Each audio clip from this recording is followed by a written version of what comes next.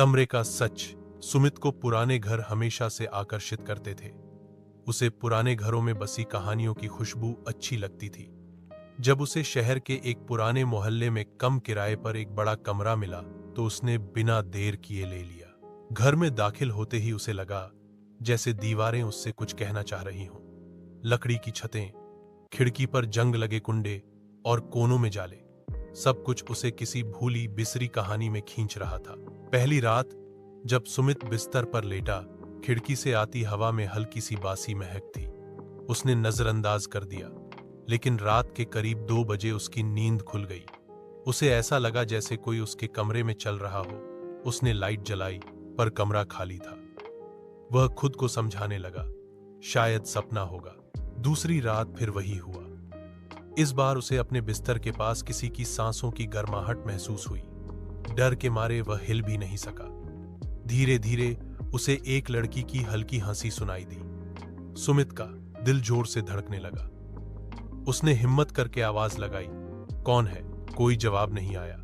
बस वो हंसी गूंजती रही और फिर अचानक सन्नाटा छा गया। सुमित उठकर कमरे की तलाशी लेने लगा। अलमारी खोली पर कुछ नहीं था, पर अलमारी के अंदर दीवार पर कुछ लिखा हुआ था। उसने मोबाइल की टॉर्च से देखा, मैं यहां अब भी हूं। सुमित की सांस रुक गई। उसने डरते हुए कमरे का दरवाजा खोला और भागकर बाहर चला गया। लेकिन बाहर निकलते ही उसे याद आया, यह घर उसने साल भर के एडवांस में ले लिया था और भाग जाने का मतलब था उसका सब कुछ गंवाना। अगली सुबह मकान मालिक से मिलने गया। उसने हिम्मत करके पूछा, क्या इस घर में कुछ हुआ था? मकान मालिक ने गहरी सांस ली और कहा, इस कमरे में मेरी बेटी रहती थी। 3 साल पहले उसने इसी कमरे में आत्महत्या कर ली थी।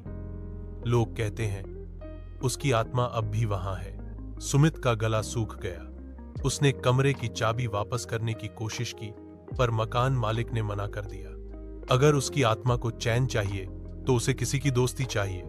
अगर तुम उसे डर की जगह प्यार दोगे, शायद वो तुम्हें डराना बंद कर दे।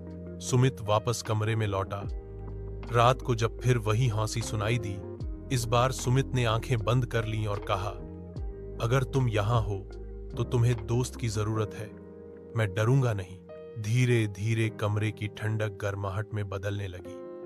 हवा में बासी महक की जगह हल्की सी चंपा की खुशबू आने लगी और पहली बार सुमित को ऐसा लगा जैसे किसी ने उसके कंधे पर हाथ रखा हो। वह हंसी फिर आई, पर इस बार उसमें डर नहीं, सुकून था।